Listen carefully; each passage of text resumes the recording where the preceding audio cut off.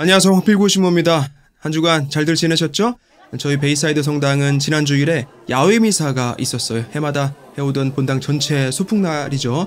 지난 2년은 그냥 건너뛰고 아주 오랜만에 밖에서 구역별로 또 단체별로 음식도 준비해서 나눠 먹고 게임도 하고 아주 즐거운 하루를 다 같이 보내는 날인데, 하필 비가 와서 조금 기대했던 것보다 상황은 안 좋았지만 그래도 이제 점점 이런 본당 행사들을 해가고 있구나, 다시 활기찬 공동체가 되어가고 있구나 하는 생각에 한편으로는 기분이 참 좋았습니다. 그리고 지난주에 열일곱이다 라는 찬양팀이면서 또 최근 들어서 여러가지 온라인 콘텐츠로 많은 여러분들에게 다가가고 있는 젊은이들의 공동체가 있는데, 인터뷰 프로그램에 또 출연을 하게 돼서 여러분들과 제 개인적인 인생 이야기 또 성소 이야기를 나누는 시간을 가져봤어요. 저도 참 재밌게 했고 많은 분들 흥미롭게 들어주시고 해서 너무 감사드립니다. 한국하고 좀 시차가 있어서 여기 시간으로 아침 일찍 잠도 덜 깬 상태에서 거의 2시간 반을 떠들었는데, 원래 서품 받고 초반에는 성소 토크 할 기회가 많단 말이에요. 그 이후로는 또 오랜만에 이런 기회에 제 삶도 다시 돌아보고 참 좋았어요. 덕분에 열일곱이다 구독자분들이 제 채널도 많이 오셔서 이제부터 이 가톨릭 교회사, 세계사와 함께 보는 가톨릭 교회사 공부에 참여하게 되셨는데 모두 환영합니다. 제가 일일이 댓글에 인사글을 달아드리지는 못하는 점은 양해해 주시기 바라요. 그냥 성의 없이 감사합니다 라고 이렇게 띡 달아드리고 싶지는 않고, 가능하면 하나하나 성의 있게 답하고는 싶은데 그러려면 또 시간이 많이 걸려요. 저는 이 본당 사목 또 학교 사목이 제 본캐 아니겠습니까? 컴퓨터 앞에 계속 있을 수만은 없다는 점 이해해 주시기 바라요. 쓰신 글은 전부 다 읽고 있고 또 용기 내서 마음 담아 댓글 달아주고 계신 거 잘 알고 있습니다. 공부하시면서 느낀 점들 또 피드백들 주시면 다 새겨듣고 있으니까 그 점 역시 알아주시기 바라요. 그리고 질문에는 반드시 답을 해드려요. 강의 내용 관련 혹은 관련된 게 아니더라도 제가 대부분 여러분들보다 인생 경험은 적겠지만 나름 우리가 걷고 있는 이 길에 대한 큰 그림은 보려는 그런 노력은 누구 못지않게 열심히 해오고 있다고 생각해요. 의문하시는 거 있으면 언제라도 댓글 통해서 말씀해 주시기 바랍니다. 당장은 아니더라도 꼭 제가 아는 한 성심성의껏 답해 드리도록 하겠습니다. 자, 지난주에는 아비뇽 교황청 유수 시기에 대해서 살펴봤습니다. 안타깝고 어떻게 생각하면 다소 부끄러운 역사이지만 시대적인 흐름으로 이해하시면 될 것 같아요. 영적으로는 그리스도교 신앙이 또 국가 운영 체제적인 면으로는 봉건제가 기본 바탕이 되었던 이 중세기는 이제 저물어 간다. 교황 권력이 나락으로 떨어지고 봉건 영주들이 나누어 가졌던 그 힘은 중앙으로 집중이 돼서 왕권이 강화되었더라라는 것이죠. 이렇게 14세기, 그러니까 중세 말로 가면서 다시 말하면 다음 시대로 넘어가는 시기에 어떤 큰 변화들을 살펴봤습니다. 이번 시간 역시 같은 시기에 세상을 아주 흔들어 놓고 또 교회를 흔들어 놨던 사건 하나를 더 알아볼 거예요. 사실은 이런 굵직한 사건들이 중세의 막을 내리게 하고 다음 시대를 열도록 한 것이라고 볼 수 있죠. 바로 패스트, 흑사병에 대한 이야기를 해볼 거예요. 다들 들어는 보셨을 거예요. 패스트, 그렇죠? 피부가 까맣게 돼서 죽는다라고 해가지고 블랙 데스 혹은 블랙 플레이그, 흑사병이라고 불러요. 코비드-19 한창 심할 때 이 패스트가 유행했던 과거의 시기들을 떠올리면서 비교도 하고 그랬었죠. 그래서 오늘은 이 패스트가 뭔지 간단하게 좀 알아보고 당시의 세상을 어떻게 바꾸었는지 또 그것이 교회에는 어떤 영향을 미쳤는지 살펴보도록 하겠습니다. 우선 패스트는 유행성 감염 질환을 의미합니다. 영어로는 플레이그라고 하는 역병이랑 같은 뜻의 단어와 그 어원을 같이 하는데, 흑사병 원인균인 예르시니아 페스티스에 의한 급성 열성 전염병이 대유행을 하고 세상을 아주 바꿔놓을 만큼 엄청난 영향을 끼쳤기 때문에 플레이그 자체가 영어에서는 전염병을 뜻하는 보통 명사처럼 쓰이게 됐을 정도예요. 우리가 보통 The Great Schism이라고 하면 동서방 교회 간의 대분열을 뜻하고, The Reformation, 종교개혁이라고 하면 개신교개혁을 의미하고, The Great Depression이라고 하면 20세기 미국 경제 대공황을 말한단 말이에요.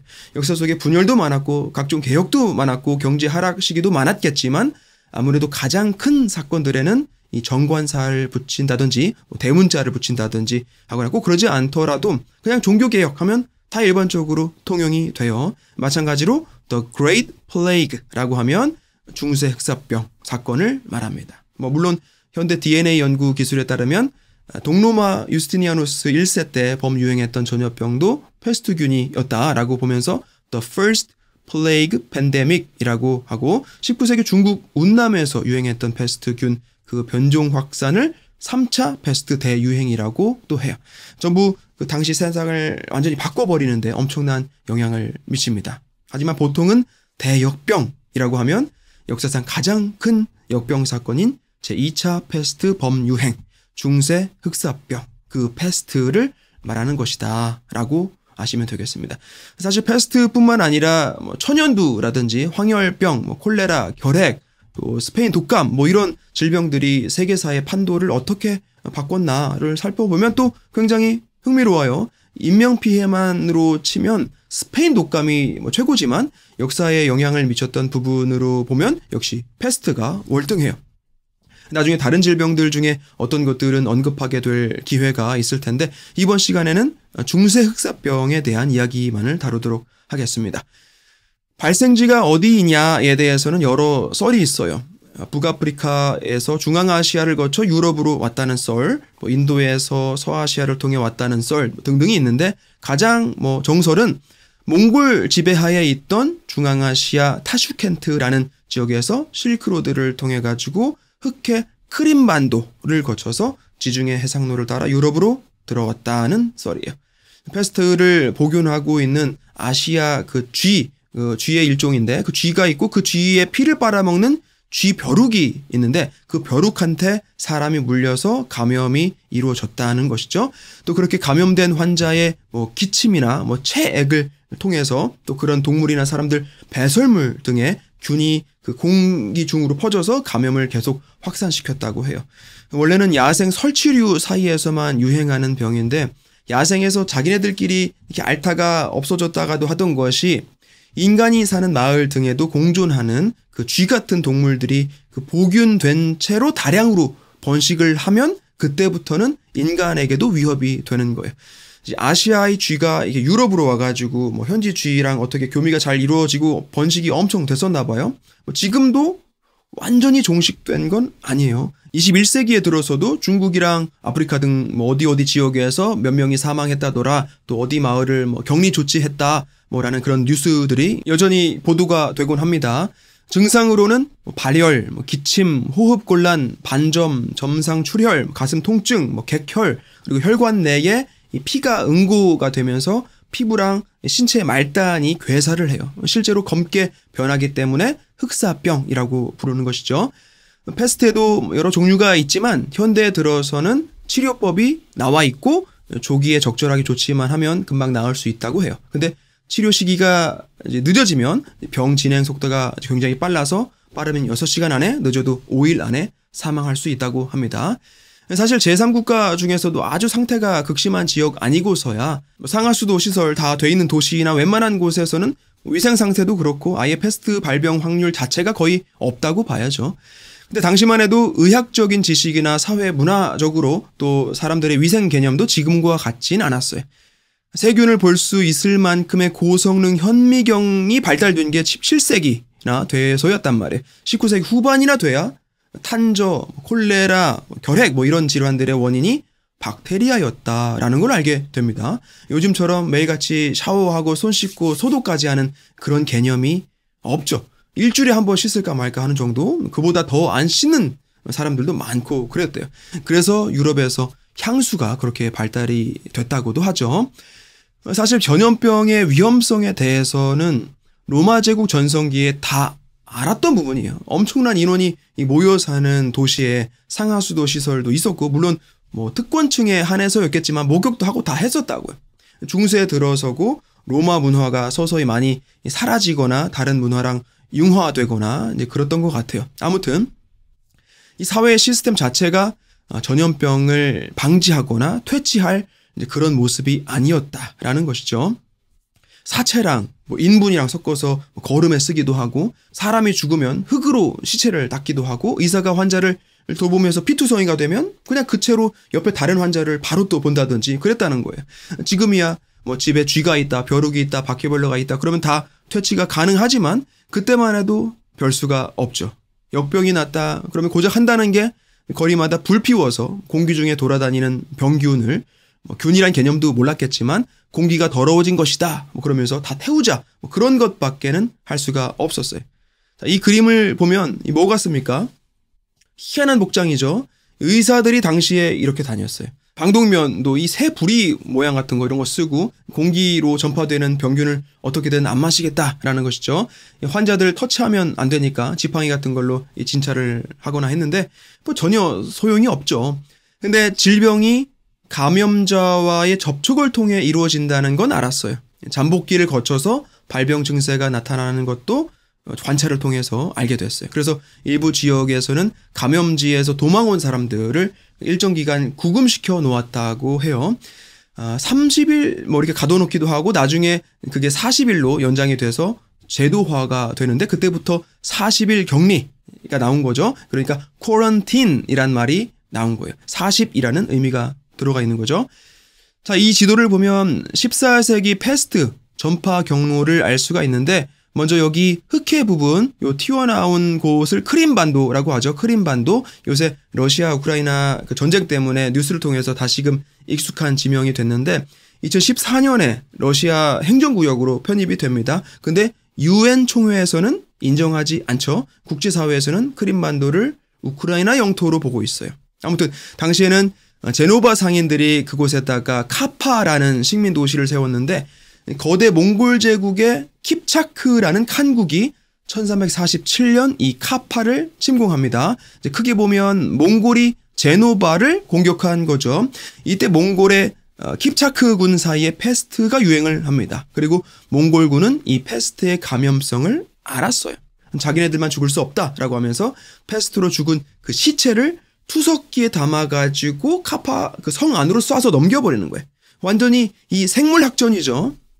이 몽골군도 흑사병에 걸리긴 했지만 그래도 이전부터 있던 병이기 때문에 어느 정도 면역은 가지고 있었단 말이에요. 근데 서유럽에서는 아주 새로운 질병이죠. 어떻게 감당이 안 돼요. 우리 코로나 바이러스 그 초기에가 가장 위험했잖아요. 면역이 전혀 없으니까. 아무튼 그때부터 카파 내에 대역병이 퍼져나갑니다. 시체 치우고 그러면서 다 없는 거예요. 뭔지도 모르는 생소한 전염병이 확 퍼지니까 아주 어쩔 줄을 몰라 했겠죠. 크림반도 카파에 지원을 왔던 제노바 군인들도 도로 다 지중해로 도망가 버려요. 근데 몇몇은 병에 걸렸죠. 결국 그쪽으로 병을 다 그 전파시킨 꼴이 됐어요. 그나저나 몽골군 사이에서도 역병이 돌았기 때문에 결국 후퇴를 할 수밖에 없었고 이제 그렇게 카파성을 지킬 수가 있었지만 뭐가 남았겠습니까? 패스트는 계속해서 퍼져나가는 것이죠. 그냥 썰이긴 한데 뭐 그럴듯해요. 전쟁이 아니었더라도 무역을 통해서 특히 아시아에서 흑해를 통해 유럽하고 교역했던 그 상선들의 쥐가 있었을 수 있고 감염자들도 타고 있었을 수 있는 거예요. 어쨌든 이렇게 다시 또 지도를 보면 몽골 제국 킵차크 활동 반경이 이 정도가 되는데 지중해를 통해서 시칠리아나 북아프리카 또 이베리아 반도까지도 무역선들이 다녔단 말이에요. 그래서 이 녹색 부분 지중해 연안 지역에 금세 패스트가 퍼지고 그 다음에 옅은 갈색 또 짙은 황토색 지역 그리고 붉은색 칠 해놓은 지역까지 고동색 또 지역까지도 전 유럽으로 흑사병이 돌아요. 1447년에 패스트가 지중해로 들어와서 북유럽까지 퍼지는데 불과 3년밖에 안 걸렸어요. 1453년까지 총 6, 7년 정도를 패스트 피해가 아주 극심했던 시기로 봅니다. 이후에는 서서히 완전하게 종식된 건 아니었지만 지금 우리 코로나 바이러스도 아예 없어지지는 않는 채로 생활은 거의 정상적으로 할 수 있는 것처럼 어느 정도 안정화가 됩니다.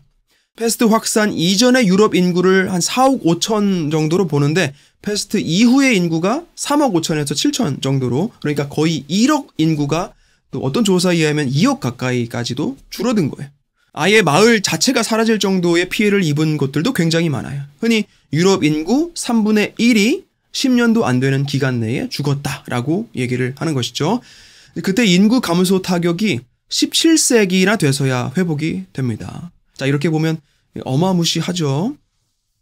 이건 패스트를 형상화한 그림인데 거의 뭐 죽음의 사신처럼 그려놨어요. 집집마다 다니면서 순식간에 생명을 거둬가는 듯한 모습이죠. 근데 좀 전에 패스트 전파 현황을 다시 보면 여기 이 지역이 지금의 폴란드인데 비교적 패스트 피해가 그렇게 크지 않았어요. 여러 가설이 있는데 아무래도 지역적인 특성이 큰 역할을 했다고 보여져요. 패스트 전염력이 워낙 강하기도 했지만 당시에 막 도시가 발달하던 시기였잖아요. 지난 시간에도 언급드렸지만 인구가 도시부로 밀집을 하고 시장이 발달을 했었단 말이에요. 근데 폴란드 땅은 거의 평야가 많아요. 인구도 많지 않아서 다 띄엄띄엄 살고 그러니까 전염이 좀 더디고 쥐가 엄청나게 번식하고 그럴 조건이 안 됐어요. 당시만 해도. 그리고 밀라노 같은 지역에서는 격리 조치를 굉장히 심하게 했다고 해요. 누구 하나가 감염이 됐다 그러면 그냥 집에 가둬버리고 문을 다 그냥 못 박아 버린다든지 집을 그냥 불살라 버린다든지 굉장히 비인륜적인 조치이긴 하지만 덕분에 인구 감소율이 15% 미만이었다고 합니다. 그리고 다른 섬 도시들도 격리 조치가 비교적 수월해서 아주 극심한 피해는 막을 수 있었다고 해요. 하지만 그런 이제 몇몇 지역 외에는 우리 코비드 초기를 생각하면 막 냉동창고에 시체 쌓여가고 장례도 제대로 못 치르고 했던 이제 그런 두려움의 시기를 보냈을 거예요. 그럼 의학도 소용없던 시대에 사람들이 뭘 했겠어요? 기도하고 단식하고 하느님의 자비를 바라는 수밖에 없죠. 그러는 와중에 어떤 사람들은 이게 다 우리 인간의 죄 때문에 일어난 일이다. 하나님께서 경고하시는 것이다. 벌하시는 것이다. 뭐라고 하면서 우리가 고행을 통해 속죄를 해야만 한다는 거예요. 가끔 영화 같은 데에서 나오죠. 우통 벗고 스스로 채찍질을 하면서 마을에서 마을을 다니는 거예요. 그럼 또 사람들이 그 고행단에 합류를 하기도 하고 근데 그게 도움이 됩니까? 오히려 그렇게 해서 흑사병이 더 퍼져나가요. 근데 이렇게 보니까 유난히 흑사병에 잘 안 걸리는 사람들이 있던 거예요. 유대인들이 희한하게 멀쩡해요. 유대인이라고 하면 그리스도교 세계에서는 항상 찬밥 신세였죠. 예수님을 죽게 한 장본인이 유대인이다라고 해서 유대인은 귀족이 될 수도 없고 영토를 가질 수도 없고 공직에 앉을 수도 없어요. 항상 차별을 받습니다. 뚝하면 약탈당하고 추방당하고 뚝하면 박해받고 학살당하고 했던 민족이 바로 유대인들이에요. 로마 시대에도 그랬고 십자군 원정 기간에도 그랬어요. 20세기까지도 그랬죠. 그래서 별로 할 수 있는 일이 없다 보니까 유대인들은 빌려준 돈에 이자를 붙여서 받는 그런 고리대금업을 발전시킵니다. 돈에 대한 머리가 굉장히 비상했죠. 그러면 또 얘네들 돈 갖고 장난질한다고 또 미워해요. 아무튼 흑사병이 막 범유행을 하는데 이것들이 멀쩡하더란 말이죠. 근데 사실은 뭐예요? 유대인들은 손을 자주 씻어요. 식사 전에 손을 씻어야 하는 게 율법에 나와 있다고요.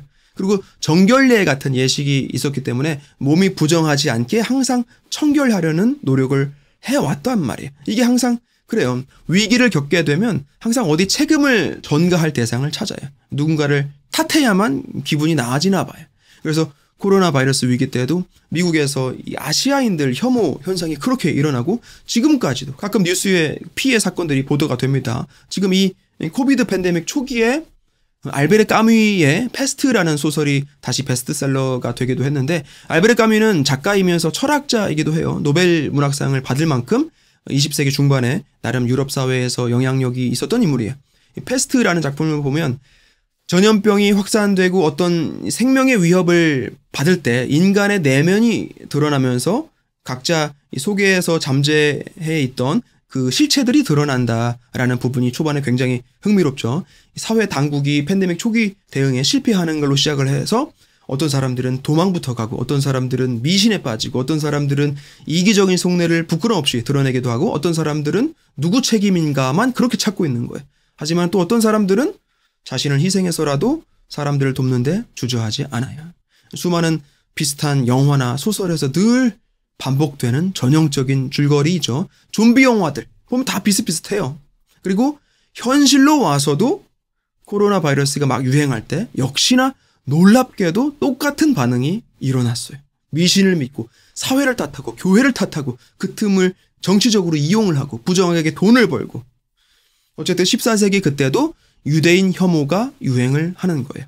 유대인들이 이 패스트를 일부러 유럽에 퍼뜨렸다는 등 그래가지고 폭도들이 일어나서 유대인 집단 살해가 계속 이어집니다.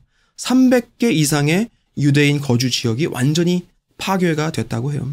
이때 교황 클레멘스 6세가 나서서 유대인들도 우리와 똑같은 고통을 받고 있습니다. 이 고난은 악마에 의한 것입니다. 라고 분노의 민중들을 저지해 보려고 노력은 했지만 듣질 않아요. 거의 8,000명 유대인들이 희생을 당하게 됩니다. 이런 그림도 보면 흑사병으로 인한 죽음 앞에 세상 모든 것이 다 굴복할 수밖에 없다는 표현이에요. 귀족도 피해갈 수 없고 군대도 소용없고 호화로운 식탁도 무슨 소용이 있겠으며 수도사들의 기도도 아무 효과가 없고 권력도 문화도 다 부질 없다는 거예요. 그래서 14세기에 범유행했던 패스트가 유럽에 어떤 변화를 가져왔느냐. 인구 3분의 1이 줄어들었다는 건 기존 체제가 다 망가지는 거예요. 우선 노동자들이 없어요. 일할 사람이 없단 말이에요. 농사도 짓고 생필품도 만들고 하던 사람들이 다 죽어 없어요. 영주들이 자기 땅에서 돈 벌어다 줄 인력을 구하기가 어려워요. 전에 10명이서 하던 일을 대여섯 명이서 해야 되잖아요. 힘들죠. 봉급 올려달라고 하는 거예요. 안 올려주면 들고 일어나거나 그냥 파업해버려요. 어차피 딴 데 가서도 대신 일할 일꾼을 못 찾거든. 노동계층의 지위가 올라갑니다.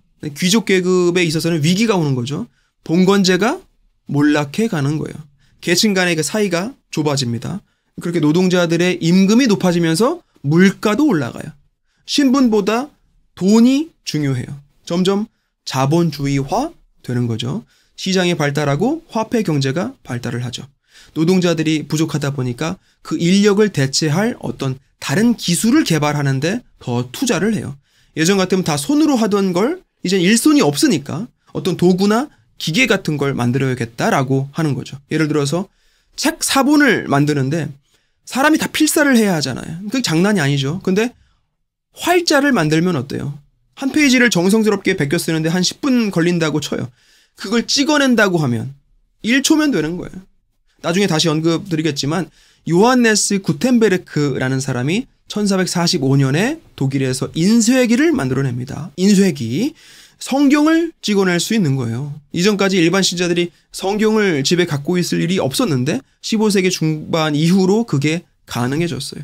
그리고 1517년 마틴 루터가 개신교 개혁을 일으키면서 오직 믿음으로, 오직 성경으로, 오직 은총으로 구원이 이루어진다라고 설교를 하는데 각 가정에 성경이 보급될 수 있는 상황이 됐기 때문에 그것도 먹힐 수가 있었던 것이죠. 아무리 오직 성경으로 라고 외쳐도 그럼 어디서 성경을 읽을 수 있는데요? 라고 하면 할 말이 없는 거예요. 다시 말해서 구텐베르크 성경이 종교개혁을 가능케 했다라는 거예요. 그리고 그런 인쇄술 같은 그 인력 대체 기술에 대한 투자는 결국 패스트로 인한 인구 감소에서 비롯됐다라는 것이죠. 그리고 패스트가 세상에 끼친 영향만큼 교회에도 엄청난 변화를 가져오게 합니다. 패스트는 예외가 없어요. 왕족이든 귀족이든 노동자건 또 성직자도 이 질병을 피해갈 수는 없죠. 여러분들도 가끔 보면 에이 신부님이 운전하는 차는 사고 안 나. 하느님이 지켜주실 거야 라고 아주 의심 없이 굳게 믿으시진 않겠지만 알게 모르게 약간 그런 게 있을 수 있지 않나 라는 생각들 하시잖아요. 야외 미사 하는 날에는 비 안 와. 농담 반 진담 반 그런 얘기들 하신다고요. 저희 본당 지난 주일 야외 미사 하는데 비 왔어요. 신부님들이라고 전염병 안 걸리고 그럴 거라고 이제는 그런 생각하시는 분들은 안 계시겠지만 중세만 해도 사람들이 그렇지 않았어요. 흑사병이 퍼지니까 어떤 성직자들은 하나님께서 노하신 것이다. 어서 교회로 와서 기도해라. 막 그러는데 조금 있어 보니까 그 성직자들이 다 패스트 걸려가지고 죽어나가더라는 거죠. 사제들은 환자들한테 가서 병자성 사줘야 되잖아요. 이제 그러고 올마오는 거예요. 하느님의 대리자들이라고 하는 이 사제들도 별 수 없이 감염이 되고 죽게 된다는 사실 인지하고부터는 사람들도 믿음을 잃어가기 시작합니다. 기도고 뭐고 다 소용없다는 거예요. 교회도 이 사태에 대해 도움을 줄 수 없고 신의 아들들이라는 사제들도 결국 다른 사람들과 다를 거 없더라는 것이죠. 당시에 지식인이라고 하면 다 성직자, 수도자들인데 그렇게 죽어나가다 보니까 그 지식의 흐름도 끊겨버려요. 라틴어 할 줄 아는 엘리트들이 없어지니까 각 나라 그 민족마다 그들만의 언어로 한 문화가 더 발달을 하게 됩니다. 역시 나중에 자세히 말씀드릴 테지만 마틴 루터가 그렇게 자국어로 된 전례, 자국어로 번역된 성경 그 필요성을 주장했던 것도 그때 가서는 라틴어를 아는 사람이 더 이상 거의 없었기 때문에 그래요. 심지어는 신부님들도 라틴어를 몰라요. 간신히 읽을 줄만 아는 정도예요. 근데 사제들이 부족해지더라도 본당 수를 줄일 순 없죠. 각 마을에 하나씩은 있어야 할 거 아니에요. 그러니까 빨리빨리 신부를 만들어서라도 본당 발령을 내줘야 하는 거죠. 미사도 드리고 병자성사도 해야 되고 장례도 치러야 하니까. 그러다 보니 올바르게 양성된 사제들이 아닌 자질이 한참 부족한 사제들도 많이 나오게 돼요. 그리고 그런 사제들은 지적인 수준도 많이 부족할 뿐만 아니라 도덕적으로 또 윤리적으로도 하자가 많은 경우가 허다했어요. 이제 그런 문제점들이 교회 안에서 골마가면서 결국 종교개혁이라는 희대의 사건은 불가피해지게 된 것이죠. 자, 그래서 이번 시간은 이렇게 중세 14세기에 있었던 패스트, 흑사병에 대한 이야기를 나눠봤습니다. 패스트란 무엇인지, 어떤 증상을 앓게 되는지, 어떤 감염 경로를 통해 유럽으로 들어오게 됐는지, 얼마만큼의 피해를 입게 됐는지, 또 세상과 교회를 어떻게 바꾸어 놨는지까지 알아봤어요. 세계사를 뒤흔들어 놨던 여러 질병들이 있는데 그 중에서 제2차 패스트 범유행 사건은 중세를 끝내게 하는 중요한 원인들 중에 하나였어요. 봉건제가 몰락하는데 큰 영향을 미치고 사람들로 하여금 교회를 불신하게 만듭니다. 기술 발전을 앞당기고 유럽 사회를 근대의 시작으로 이끌어요. 그리고 다가올 종교개혁이 일어나도록 하는 촉매제가 됩니다. 지금 우리 역사도 팬데믹을 겪고 있는 중인데 코비드라는 질병이 우리 시대를 어떻게 바꾸어 놓았는지 또 앞으로 어떻게 바꾸어 놓을지 지금 이 상황에서 우리 각자의 위치에서는 무엇을 해야 할지도 한번 생각해보는 시간 가져보면 좋을 것 같아요. 지난 시간에는 아비뇽 유수 사건 그리고 오늘은 패스트 이렇게 14세기 중세 말기에 중요한 변화를 가져온 아주 굵직한 사건들을 살펴보고 있는데 이제 다음 시간에는 또 한 가지 14세기 굉장히 큰 사건에 대해서 알아볼 거예요. 바로 백년 전쟁입니다. 백년 전쟁. 프랑스와 영국 간의 아주 치열한 전쟁이었고 세인트 조안 오브 아크 그러니까 잔다르크가 이 전쟁의 가장 중요한 영웅이고 또 성녀이죠. 중세기 말에 역사적인 흐름을 본다는 차원에서도 아주 중요하고 교회사 측면에서도 반드시 알고 가야 할 부분이 있고 또 여러 영화와 문학 작품의 소재가 될 만큼 당시로서는 비극이었겠지만 분명히 흥미로운 부분도 많은 그런 역사예요. 아마 한 시간에 끝나지는 않을 텐데 아무튼 다음 시간에는 이 백년 전쟁에 대한 이야기로 이어가 보도록 하겠습니다. 한 주간도 건강하시고 다음 주에 뵙겠습니다. 고맙습니다.